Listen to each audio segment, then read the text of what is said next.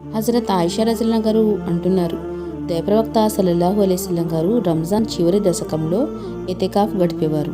ఆయన సల్లల్లాహు అలైహి వసల్లం గారు పరమాపదించే వరకు ఇలానే ఆచరించారు.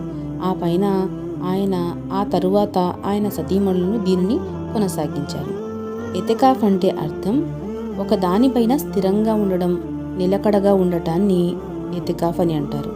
అయితే మనిషి ఒక ప్రత్యేక స్థితిలో మస్జీదులో ఆగిపోవడాన్ని ఎతికాఫ్ అంటారు. అదే స్థితిలో తనను తాను ఆపుకోవడాన్ని ఎతికాఫ్ అని అంటారు. అయితే దైవప్రవక్త సల్లల్లాహు అలైహి వసల్లం గారు చివరి 10 రోజుల్లో మస్జీదులో ఎతికాఫ్ని పాటించేవారు. ప్రవక్త సల్లల్లాహు అలైహి వసల్లం గారి ఈ సాంప్రదాయాన్ని పాటిస్తూ వారి భార్యలు ఆ తర్వాత అంటే ప్రవక్త గారు పరమాపదించిన తరువాత వాళ్ళు ఉండడం మొదలుపెట్టారు. కాకపోతే వాళ్ళు ఇళ్లలోనే ఎతికాఫ్ను పాటించేవారు. ప్రవక్త గారు పవిత్ర మదీనా నగరంలో ఆయన జీవిత అంత్యదశ వరకు ఈ 10 రోజులు ఎతికాఫ్ను పాటించారు.